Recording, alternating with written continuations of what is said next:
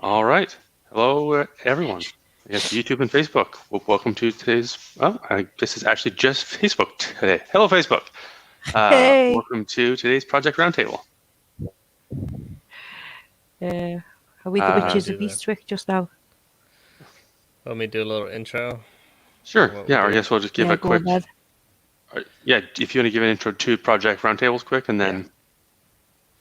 Yeah. So we meet and we talk about kind of what we've been doing and how we could use some help. And for those that wanted, it can also be an accountability session where we say what you can get done before the next meeting. And we'll be happy to hold you accountable politely. So it's kind of a mastermind. It follows the mastermind protocols and some other things we did, and then kind of an open discussion. We do sometimes put, if someone's willing to be on the hot seat, and we'll focus in on their project or a specific problem they are having in their project, and we'll all work together to try and put them in the right direction. So who would like to start us off? I can, I guess, since I'm the one that's not on mute. So my project is WikiElection. It is a project to fight misinformation in politics, science, and news. I've actually been working with Matoush and Bentley to come up with the prototype, so that while it won't be sort of the full-fledged, all the features, it should at least help show what the end result should end up sort of looking like and behaving like. And the goal here is to actually start to populate it with some real information, and then to start to build up the feature set. I have an idea for something that I might be able to be in the hot seat for. Not sure how long that conversation is, but if anyone else has something more pressing, that's also fine as well. And I guess for what I'd be doing for over the next week, just continuing to work with Matoush on getting it coded out, and then working on the specs for the next round. So once this round is done, to be able to have the next changes all spec'd out, so that we can just sort of keep an assembly line of software going. All right, who's next?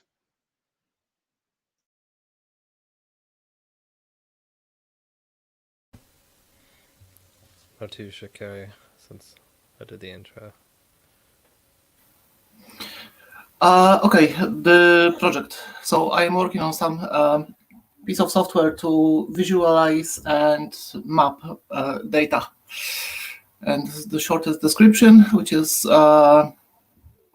it's very short and vague on purpose. So it's going well, and hopefully tonight I'll make a little presentation.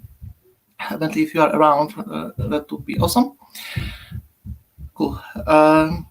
And depending on the results, I'll continue working on it, and hopefully sooner rather than later, it will be ready to unleash it onto the public. Hopefully, so yeah.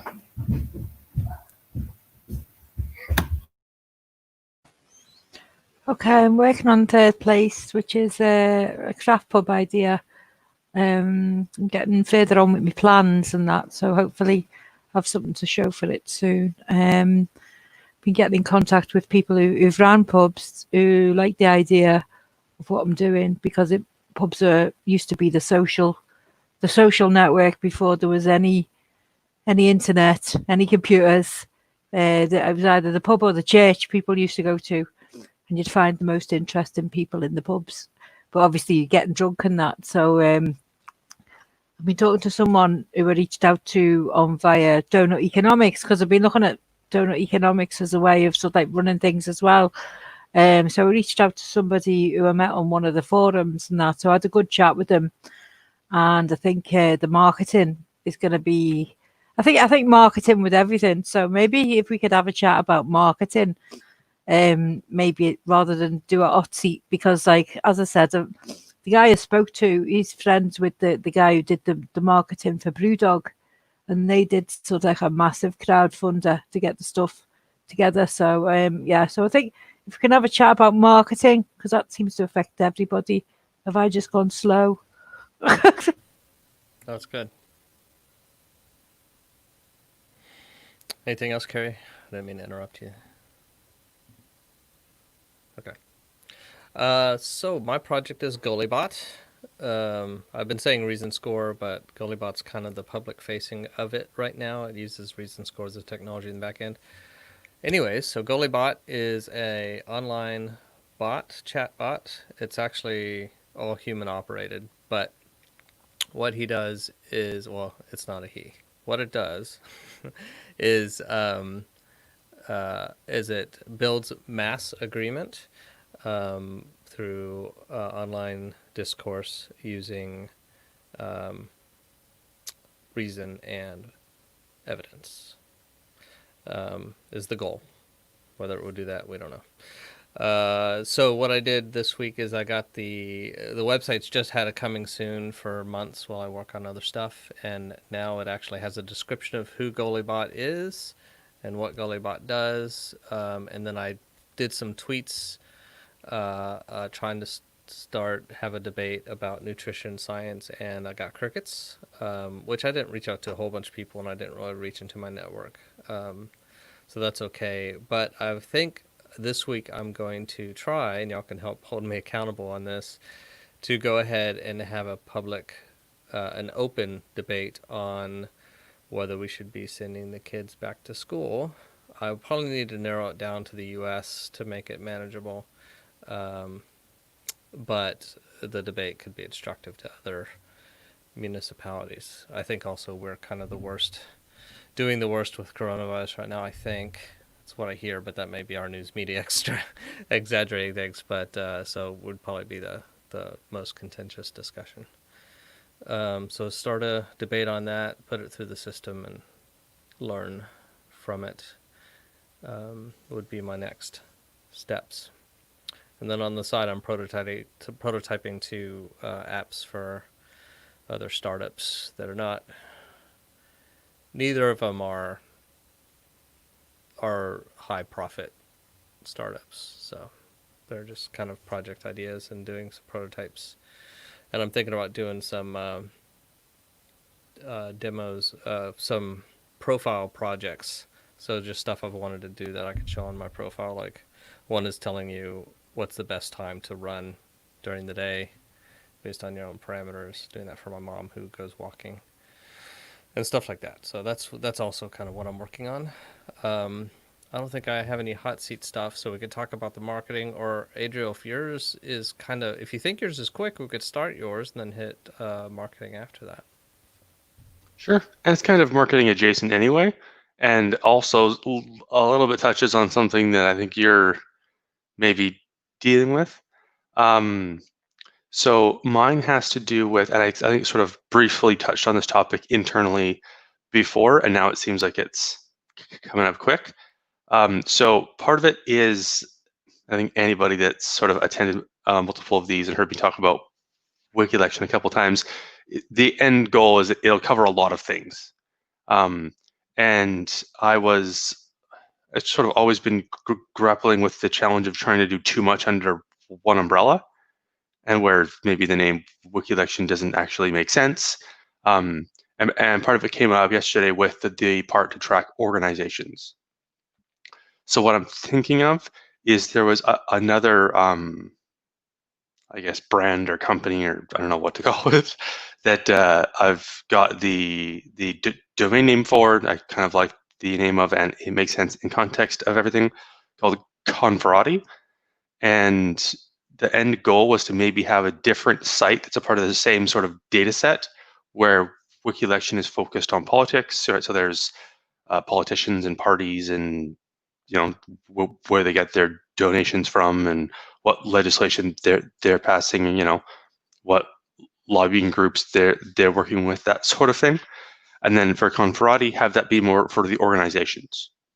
So like what companies are there, who's on the board, possibly things like how they pay their staff, and what kind of environmental impact they have, but then also some of that overlap with Wiki Election on like how involved is that organization in politics, what sort of donations have they given, especially for lobbying groups, what kind of legislation have they affected, so that you can sort of see two sides of that same coin, So I think in both Canada and the US, companies can get pretty involved in the process and spend a lot of money in trying to affect legislation and being able to see what's happening on both sides there.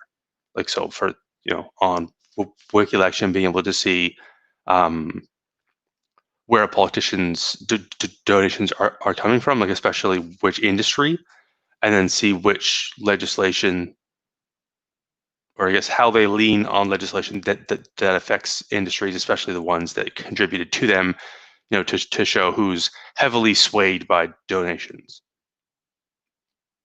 And so the question is sort of about having one versus multiple brands, like having it split out like that, where both just from the public, like, do people find that confusing? Does it make more sense? And from this sort of a project standpoint, does it make sense to have two very similar projects? That sort of thing, which is sort of where I think it sounds a bit like what you're dealing with, Bentley, with Bruce Score and Gullybot, where it's kind of two sides of the same coin, but it's two different things to talk about.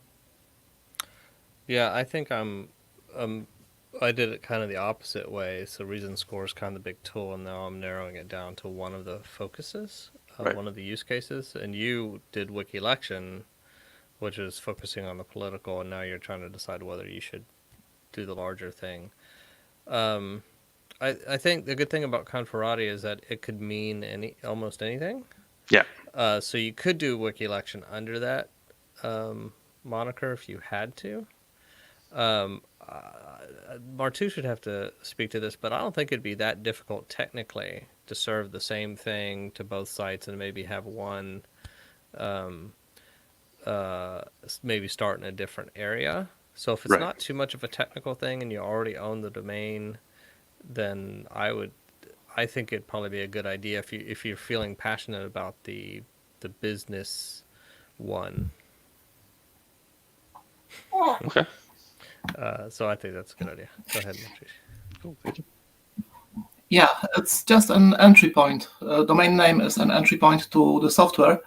And this is exactly the same what I am doing with Hyperlogos. The software is the same, and it works not on the same database maybe, but it's configurable to the point of you have just one set of files and different databases for different entry points. And it's really easy to see what domain was used to enter the site and then present even slightly different front end and possibly slightly different angle to view the data. But it's okay, perfect. Mm-hmm. Yeah, and that it would end up sharing data. If you think, if maybe there's 10 tables, each one might use like 7 of them. It can, and in this specific case, probably it even should, because it's going to all different angles are going to work on the same set of people, for example, set of political parties, companies, and so on. So it makes sense to share data, some data at least. Users, like internal users, that can be kept separate. So it's all doable and it's all pretty easy to do. So no problem. Okay, cool. Thank you. All right, problem solved. Okay, yeah, because I'd be more interested in the companies actually, and I also wanted to know, does Wiki Election include all the lobby groups as well as the politicians? Yes, and that's one of the weirder areas where the lobbying groups kind of need to exist on both sites, and that's really one of the only groups that do. Like, I don't expect the political parties to exist on Conferati, but lobbying groups have to be both. Yeah. Because if you look at a lobbying group on Wiki Election side, it's very focused on politics, and which industries do they get their money from, but largely based on what legislation are they trying to affect, what possibly which politicians have they made the biggest donations to, with the emphasis on what role is that lobbying group playing in politics. And then on the organization side, it would be heavily involved with which industries are they involved with, which, like executives, right? Like on the business side, sort of, which organizations and which industries are they getting their money from? And you'll see information from the other side, but the emphasis will be on what that window is. So for Conferati, it'll be the organization, and for Yeah. WikiElection, it's how they're affecting politics. Yeah, because I don't know whether is there anyone watching them, because I remember watching a documentary about lobby groups, and up until then I'd never heard of them, and the amount of money that gets spent on these lobby groups, and for them to get in and actually sway decisions and bills and stuff like that as well. It's quite disgusting, really. And but yeah. I believe that problem is either entirely unique or mostly unique to the US. Yeah, like with the whole Citizens United. Well, I know for the UK, there was a big hoo-ha. I can't remember how many years ago, but they got collared. Some people got collared, cash for questions and stuff like that. So they got hauled out by the newspapers, which probably end up paying the politicians anyway. So, and I don't know whether it was a setup or whatever, but I know there's lots of groups. I don't know whether they're called lobby groups or whatever. But for the UK, I think they're probably in every country, swaying every government, regardless. Yeah. You know what I mean? So I don't think it's just to the US. I guess you know, one of the differences I think might be in the US. I think there's sort of two different types of lobbying groups. There's like the Moms Against X, where it's in theory more like citizen focused, and they're kind of just trying to be a group of people trying to affect legislation in a certain direction. Personally, I don't mind that. I'm not it's the against that. Side of it. It's like these an industry comes together and they all put money in a pot, and then that pot is used to affect legislation that massively benefits their industries. Yeah. And from what I've heard, these studies in the US on those lobbying groups are the single biggest return on investment. It's the best one of any action that a company can currently take. Like it's an over the top massive ROI. So of course companies are going to do that. Yeah, because it's funny because like over in the UK, you get some of these MPs and they've got business interests in various companies, and they're the ones putting through bills for stuff. They're on boards of this, that, and the other, and you don't know who's on what boards. You know what I mean? Like say for example, Edinburgh Council just announced sort of like so many £1 million of cuts. Yet Tesco's during the pandemic was given sort of like 600 million. So, but like the people helping sort of like, you know what I mean, and cuts towards everything, and then the money's going to hotels and tourist industry, while all the services, I think there's a package of 15.9 million of cuts to be gone across the board and all the different services in Edinburgh. But they give 600 million to Tesco, who's you know what I mean. It's just ridiculous, really. Yeah, and so then like if I hear that, I wonder. Okay, so first of all, how much has Tesco's contributed to either individual politicians or lobbying groups that are pushing things, or just do certain politicians have ties to something directly? And both are important. That's probably the reason, they probably and got ties to. It's about having sort of as many data points as possible to uncover that sort of conflict of interest, or things that might be swaying politicians that shouldn't be, because somebody contributed to your campaign, sort of financially and tit for tat it makes sense, but democratically it doesn't. Right. Okay. So and that is one of the challenges with the whole having two domains. Is it's like with something like lobbying, how does that show across each? And I think that might end up being a good domains. Thing. Could you not do it all under the same domain of Conferati? I could.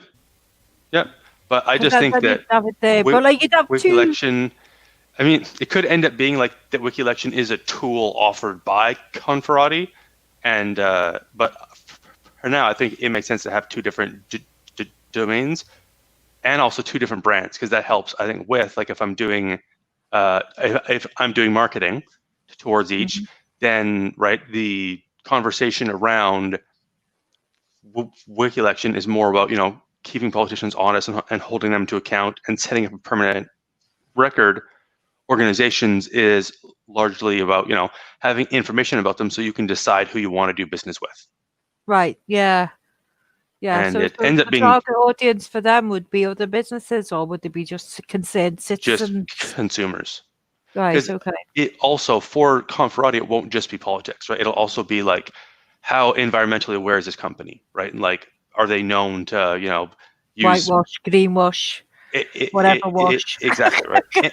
Anything that you as a consumer would want to know based on what information is available. There's And still probably how do they pay their employees? right. Stuff like Yeah, Okay. exactly. And then, because right now, like with the example that Carrie gave, right, with what are certain companies doing during the pandemic? You have some that are sort of using this as an excuse somehow to justify paying their employees less, and try and squirrel in where a company is profitable but still trying to take a really big slice of the pie for what the government is trying to do to help.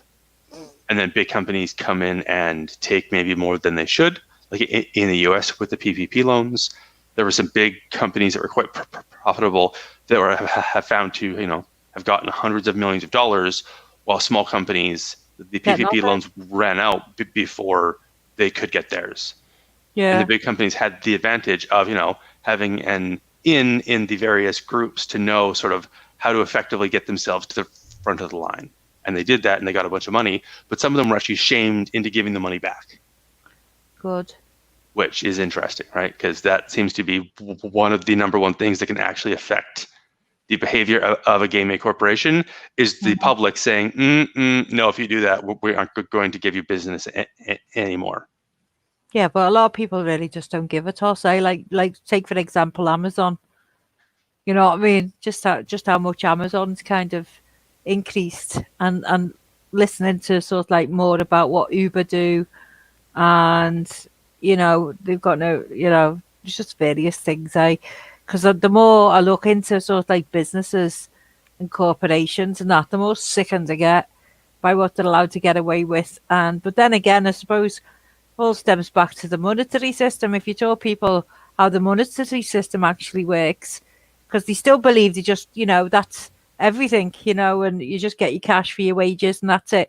And a lot of people just still believe that because they can see the physical cash, but they don't see the back end of it. And I don't know whether it's just that they don't care, but I'm sure if you taught more people how it actually worked and spoke the language that they'd actually believe in how it affects them, I think there'd be bigger riots, and people just wouldn't have it. You know what I mean? So yeah, part of the problem though is that so many people are busy living.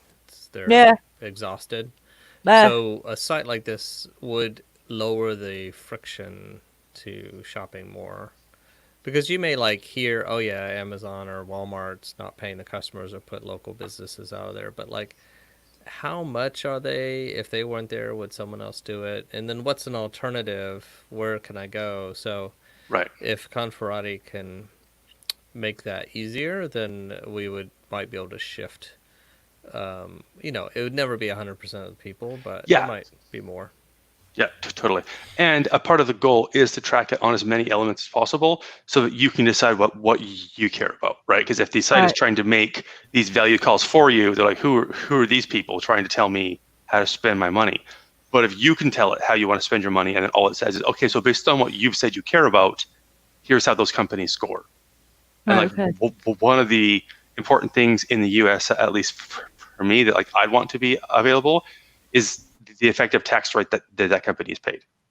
Right, okay. Because most of them have loopholes. As I said, the fell across that like these massive companies that pay Dutch donuts that not only pay zero in tax, but that then get various incentives and and subsidies and stuff like that to say, hey, so this company made X. They paid their executives this way. They pay their staff that way. They get this sort of subsidies, and they pay no tax. You can decide if that means anything to you, if maybe it's just one piece, or if you want to see sort of that whole piece of the financial pie. Okay. And then the end goal would sort of be, hey, here's some of their main competitors that score higher based on what you said you care about. So if you're looking at Amazon and there's some alternatives, and you're looking at Amazon, it might say, here's their score, and here's some of the scores of their competitors. Right, okay. Right. So kind of like our conversation yesterday on the alternative to and Capterra, but starting out with corporations instead of their products. Yeah. which Okay. No, I for get that. Amazon, that one we might want to split down into sort of multiple levels, just because Amazon does so many things. Yeah, they got the fingers in loads of pies, eh? Yeah. So we need to Yeah, I have Which just is- fingers loaded a in website pies. on. I just used Amazon for a website demo. Shame on you, Belly. Shame on Yeah. you. It's the quickest and easiest way to get it up, and it's for free. I'm actually not paying them any money. I'm using the resources, so there. Okay. But although I do buy like 4 or 5 things through It's one Amazon a thing week. that I've been wondering about since joining Game B, right? There's a lot of tech people who are kind of responsible for developing algorithms that for nefarious companies and that. And now they're in there and now they're all going, oh, but I want to make the world a better place. So them being complicit and now coming to the table saying, oh, maybe I Well, shouldn't. yeah. Although some of that, yeah. Yeah, that's true, and there is a movement from within these companies to make change. And there's a guy who I can't remember which of the large companies he worked for, but he was pretty high up in it, and he's quit, and he now has a podcast talking about. It's more the social media ones about how the social media is having these negative effects to the algorithms and such like that. And he was one of the guys that wrote one of the algorithms or was part of that. So there's it's like, interesting. and Was with it named Wang? Google, Was it somebody Wang? Andrew? Is it Andrew Wang or someone? I don't remember the name at all. Right, because I remember him leaving a goodbye speech and saying just basically, yeah, and you also got to think that our culture is that you go and you get a job and you do what they ask you to do, and you don't really.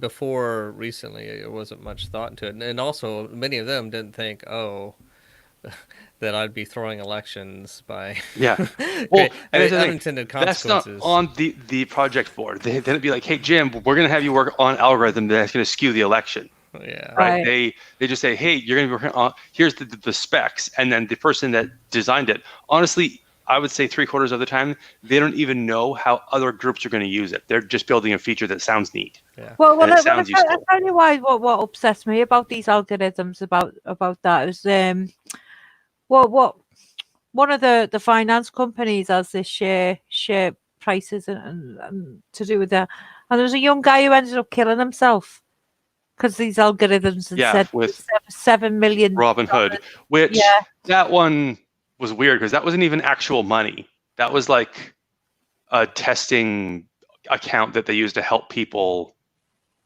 learn. Yeah, like to help people learn how to invest. So he was dealing with fake money. I guess one day, and I think that may have actually been a bug, like where he had some good money one day, and then he woke up and he was negative 7 million. And I guess that just hit him in super because it would he knew it was just training. You know what I mean? For being 21 and being it with now you're 7 million in debt. You know what I mean? But it was fake, and it sounded like he knew that. I think he was probably just depressed, and that was the thing that sent him over the edge. But yeah, that's weird because that's actually a tool that's meant to help people who wouldn't otherwise learn how to invest. So it's actually trying to help like people in poverty, because that's in Game 8, that's one of the areas where if you know what you're doing with investments, that's something that they can actually help lift you out of poverty. The issue is that you're gambling. Right. Yeah. Okay. And Adriel, can you pull up? I think it's probably Jubilee's Facebook comment, the last one. Yeah. So she's saying she talked to Mark Campbell. We'll be hosting solution raisings on Vote with Your Wallet. So that will fit everything that we were discussing in the last meeting, and then moving the focus instead of Wiki Election more to the Conferati and doing that. Right. I'd also like to say that I think if Marchus is going to be coding this up, or if I might be helping, because this is something I've been passionate about, is also to kind of build the software in such a way that it doesn't matter what it is, that a community can come together, figure out what the things to rank things are, and then score them as a group. So whether it ends up, because that same code could be used for the politicians, could be used for the corporations, could be used for products, so totally abstracting that out and make it customizable. I might be putting And work in Martush's. Conferati will end up being the umbrella for a lot of projects like that, because it's kind of, I think, as you said, it kind of doesn't mean anything particular. Like the root words sort of just mean like a system for discussion, or like a system for sort of figuring out who you want to do business does with. Sound a bit conspiratorial, though. Yeah. Yeah, and I think the Illuminati, first time, conspiracy. yeah, Will I think there it's be a eyes bit all over the place? like Maserati. And the Yeah. first time I told Julie about it, she was like, Confederati. I was like, no, there's no D. But I You think could probably take it's- off Jubilee's comment. Oh yeah, I think it's one of those made up words that, you know, sounds weird until it takes off, and then it just becomes a word that everyone knows. Okay. Like, Naming's you know, hard. yeah. All right. So do you want to talk about marketing then? Unless Sure, Mark yeah. Schuss wanted to say Marketing anything. strategies. Right. Go ahead. Okay. So I think I don't know who would be the best person to ask in terms of marketing strategies, but I do feel like we kind of need somebody, but who could maybe sort of like help guide us develop some market strategies for projects that are being done.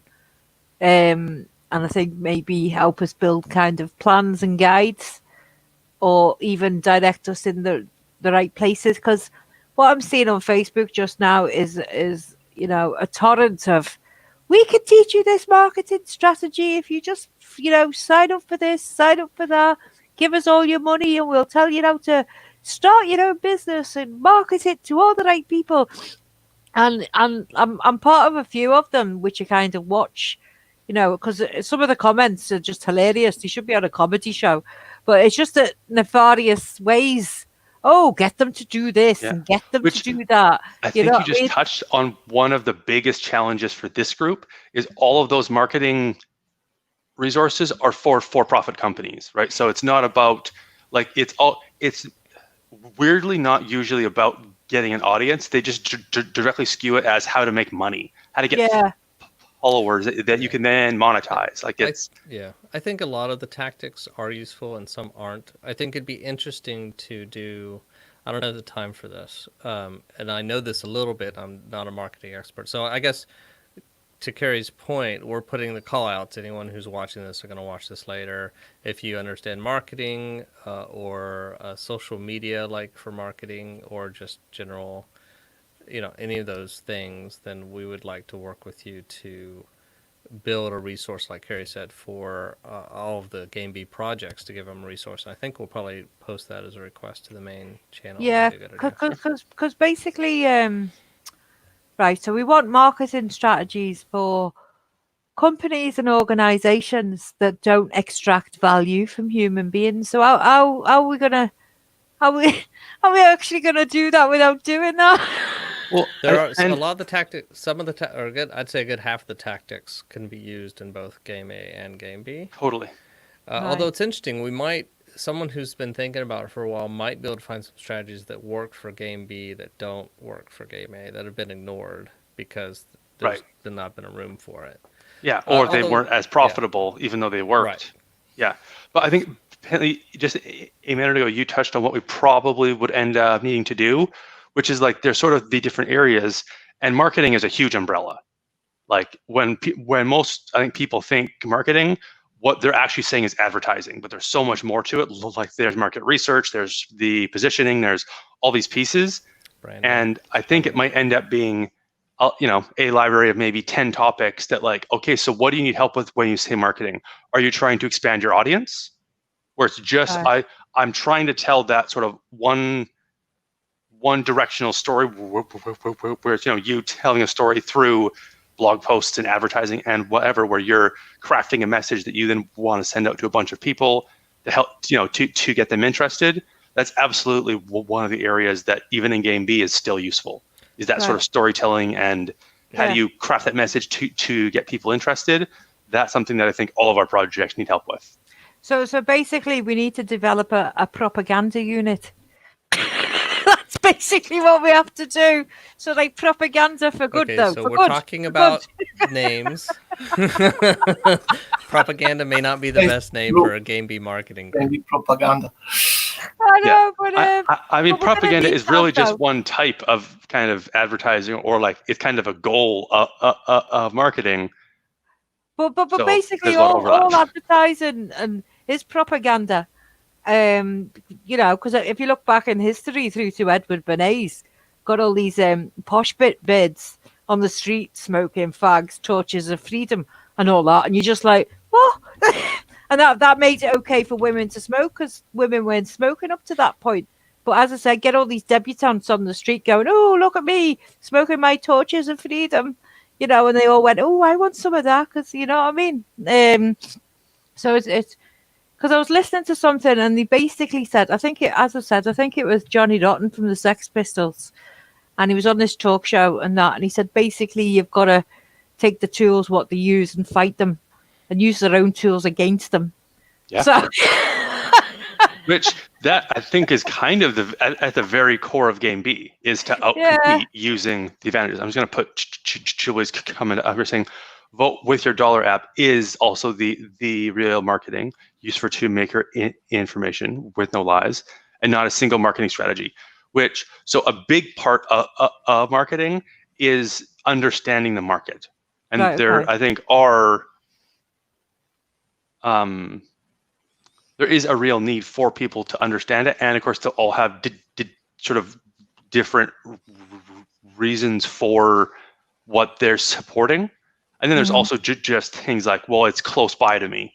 So even if they don't necessarily support the things I care about, if they're my only option, I still need to eat. Right, okay. And then there's, it might be sort of on that same vein, well, I don't want to deal with Walmart or Amazon or whoever, but they're the only company in my city offering this thing. Or you might have to choose between Walmart and Amazon, and you don't want to do either. You're like, but which do I pick? So I think it is an important element. I wouldn't say the only one, but I personally hope in the coming years that it becomes the most important one, and Right, that okay. people are always sort of using that to weigh in. And there's a bunch of things that you could do, like with browser extensions and whatnot, to sort of always have that information be available.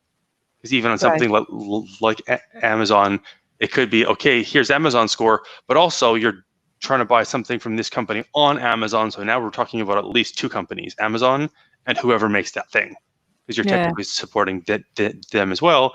Do you want both? Okay. I just noticed that an app I'd seen before, but they weren't out, so I wasn't sure whether they actually did what they say. But you can pop my screen up if you want, just while we're on the discussion. Oh, yeah, there we go. Yeah, so this is boycott.com, B-U-Y-C-O-T-T, boycott.com. Okay, boycott. But yeah, it's basically the ability to boycott. Now, I think this is more campaign-based as opposed to, you do this one's campaign-based. But it does allow you to search by UPC symbol and stuff like that. So depending on what your flavor is, so that's interesting that I think this came out fairly recently, because I saw it a couple months ago and I wasn't sure if it was going to be a thing or not.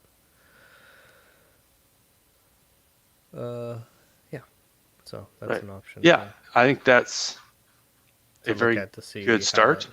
And I mean, I'm always a fan of having sort of multiple irons in the fire, because there's always a chance that one project will end up failing. So if something like Conferati doesn't take off, I definitely want to know that, it's not the only option out there. Yeah. So. And I think somebody touched on it a bit earlier with one of the important parts to work with the public on is sort of what are the things you care about that should end up being scored. I know in the prototypes I'm working with Mateusz on, I've just got sort of 6 vague metrics that I'll end up scoring on for the prototype. But in the end version, it needs to, there's going to be a nearly infinite number of sort of the different categories and subcategories. Like there might be, the very broad environmentalism, and that could break down into like, okay, water pollution and air pollution, and they themselves might not make that much pollution, but they make a lot of stuff out of plastic, which then ends up being pollution, all that sort of thing, where it's all under the same umbrella, but also you may want to be able to drill down and say, well, I don't believe that this particular part of environmentalism is that important, but these two are. And so, that whole system. So, Carrie, you talked about a kind of a generic kind of game bee marketing toolkit. But I also think in the short term, anyone who has a project that they want marketing, we should do a project raising for and just have that be the focus. Okay. And also, if you want to, for the rest of the time here, we could do that. Just because I do have, from working in startups and trying to do my own stuff, I have some marketing experience.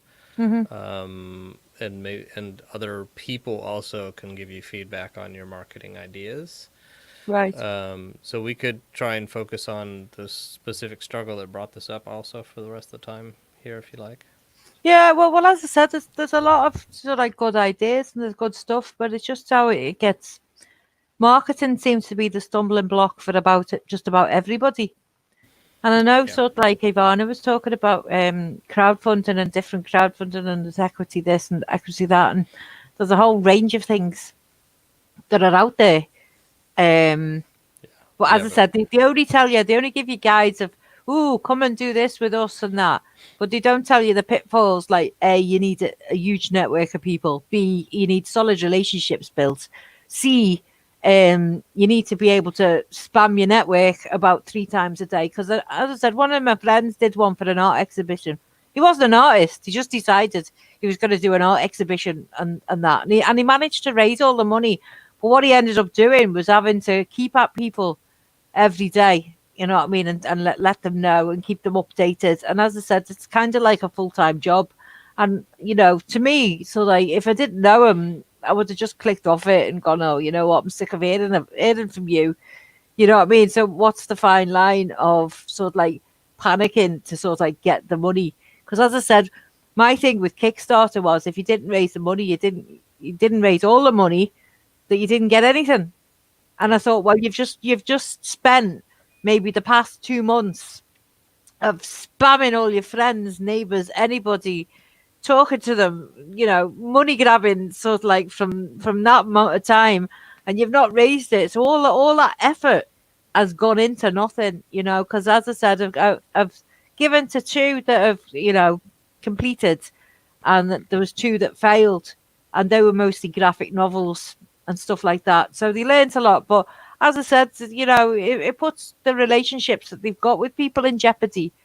So as I said, that's why I'm not keen on Kickstarter. That's one of the marketing techniques that works, and that's probably the most popular, but it's not the only way. Yeah, and it's becoming less and less popular, the whole like kind of slash and burn, I just need to make it through this project. Mm-hmm. Which, you know, I think in the corporate world, like an example of that is cold calling. Yeah. Where it's like you find somebody's email, phone number, you're like, well, I have their information, fair game, which first of all, in a lot of cases is now illegal, but companies still do it. I remember going to work for Ipsos Murray, which is kind of like a polling thing, and we had to do cold calls. And it was just like, I'd gone through the training, I was all right through the training, I was doing really well. And I think I'd started at 12. I was out the door by 2. I was like, nah, I can't do this. I can't be bothering people with stuff about this, you know what I mean? And I just can't. And, you know, we have and that's not even like trying to sell them stuff. I know. That was just trying to ask that's questions. just polling.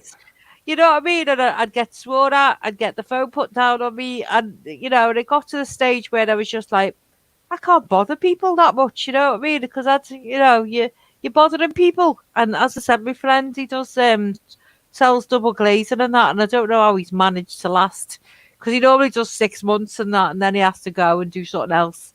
Because I'm like, I don't know, Dennis, how you could do that, you know, because as I said, I've tried various call centre jobs, and the most horrifying jobs, like you've got to have targets, you can't talk to people for such a time as well, you know what I mean? And they're just horrendous places to work.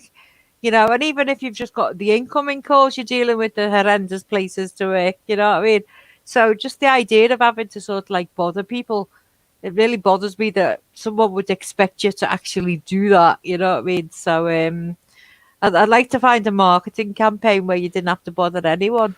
Well, yeah. I mean, the other common one is actually creating a landing page and buying ads, and then testing out the different landing pages. But Right. that contends on Yeah. your ability to express the idea, and it has to be an idea that people can understand quickly and are willing to support.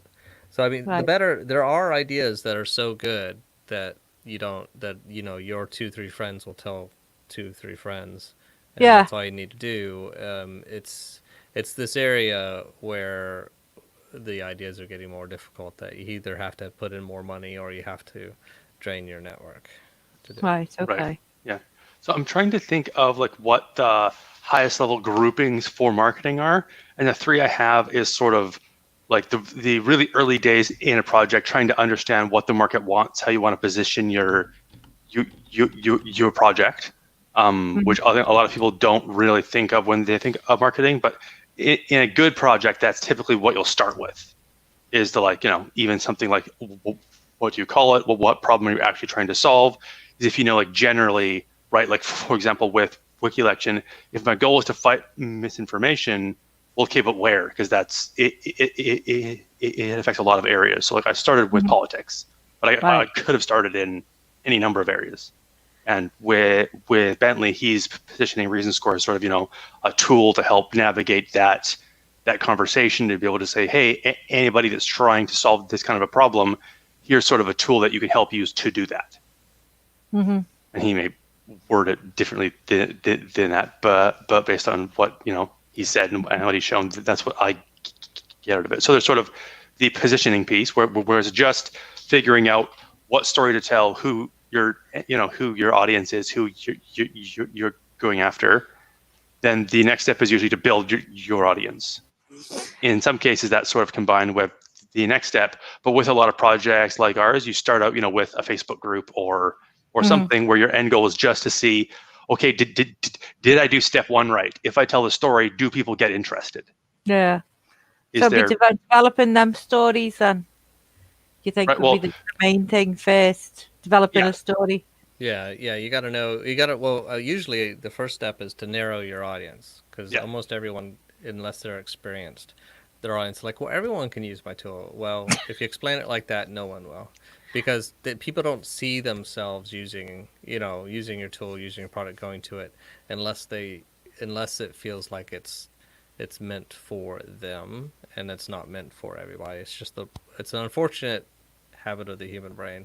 So yeah, figuring out your audience, and then there's different ways to reach it. There's advertising, and there's content marketing. So if you start creating blog posts and you share them around, and you get your blog posts on other sites that have high SEO, and that's part of SEO marketing also.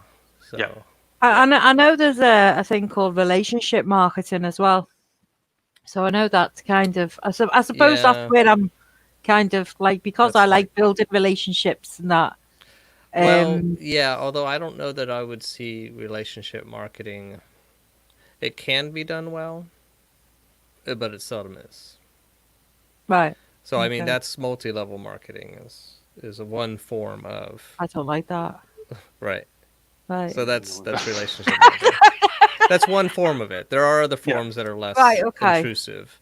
But in general, relationship marketing ends up, and actually, honestly, that's what you were saying, the thing for that's what using your network is. That's relationship marketing. Right. Okay. It really depends on the cost of the price. If we're talking game A, your lifetime value of each customer, so the total money they give you, and then the cost to acquire, and then you have to forge your salary in there as far as those relationships. So usually, like, building a strong relationship with an individual person only works for products that are over $1,000 per purchase or $700 a month. But so for something like where you're building a tool like me or Adriel, then content marketing, creating videos, creating blog posts that follow up on SEO, and doing some SEO marketing to build our content marketing is probably, because we'll be able to reach more people with fewer hours. But building that story is important, because if you put out the wrong content, you're going to get, you got to have some money. I suppose with what I'm doing though, I suppose relationship marketing is going to have to fit into that because it's going to be word of mouth. They're actually bringing people to the drop-in art and craft thing and stuff like that as well. Yeah. So I know I'm going to have to use it for that. With almost all of this, there's going to end up being like uses that I will probably find acceptable and those that we don't. Right. But marketing, for the most part, is just navigating how humans actually operate.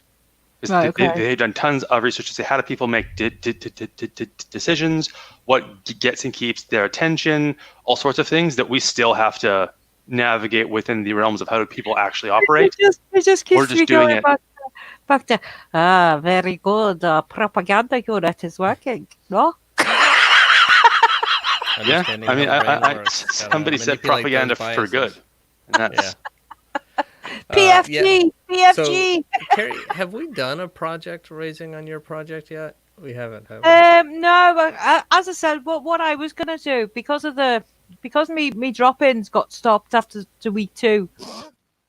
Part of me thing was to get that back on the go, because like I'd been running them for till he told me to sod off, really. And I know it was not about bringing money in.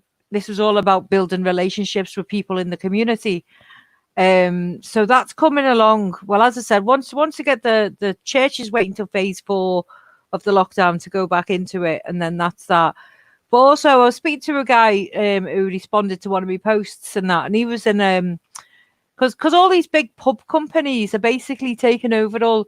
Like as I said, pubs used to be the hub of sort of like social life in the UK. I don't know whether that's been anywhere else, but in the UK, there used to be a pub on every corner, and people would be various running them, and you'd go and have your pub friends who you'd only see in the pub, who you'd never see anywhere else.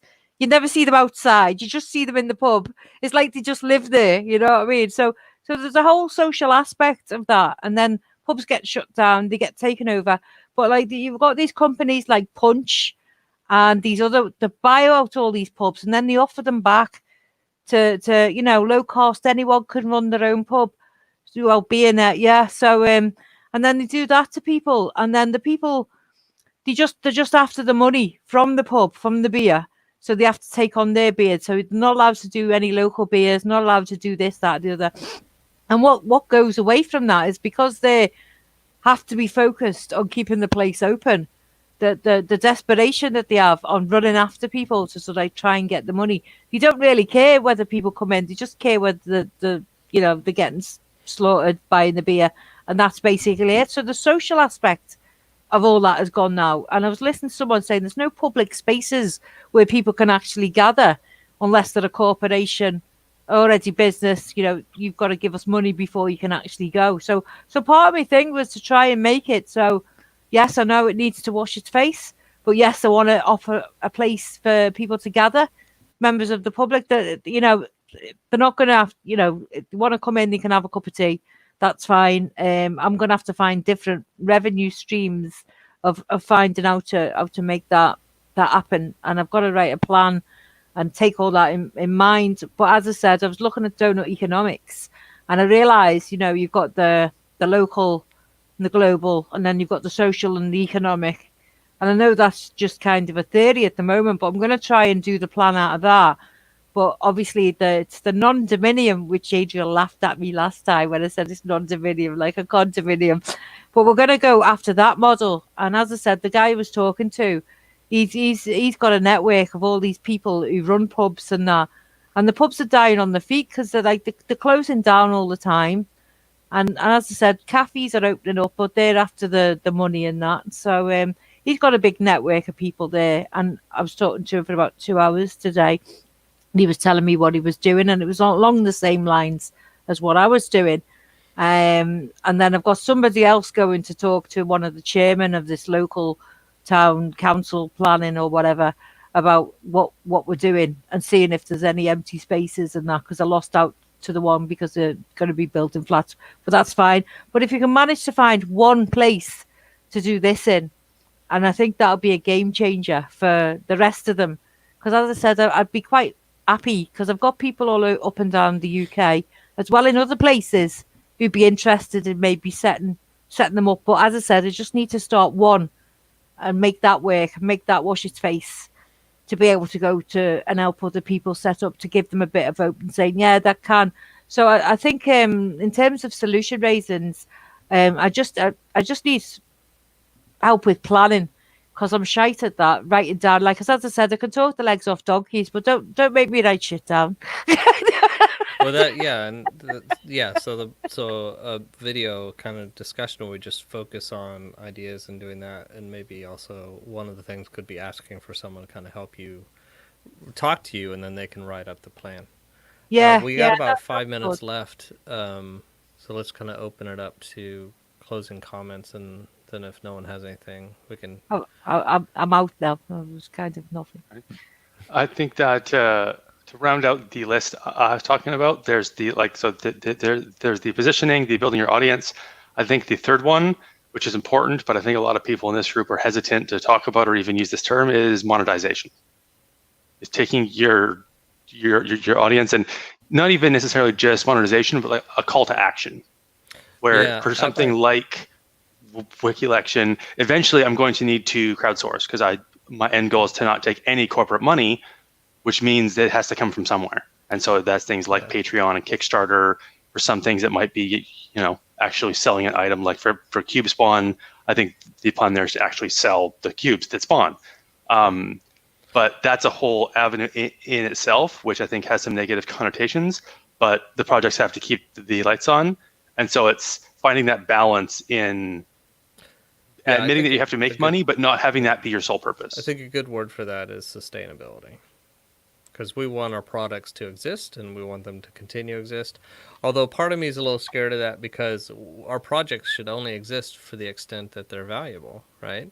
If suddenly we solve government issues, we won't need a Wiki Election. Not that that's going to happen in your case, but like let's say we were trying to solve for poverty, and we get UBI installed, and and that kind of really solves it. Then if it does, which I'm not saying it will, then you would want to close down that project, and people can go find something valuable. But making something sustainable for as long as it needs, that would be the Game B version of monetization or profit. Yeah, which I think that there is a particular conversation around, that particular thing of trying to make money, where it's, because I think sustainability, when I think that, I hear, not polluting and overall, which is still important, but I think a lot of that is also around your positioning, where in marketing, the monetization is specifically getting people involved at various levels. So kind of like the next step for building your audience, and then actually, okay, now that 1,000 people are following me on Facebook, what do I do with them? What's the next step?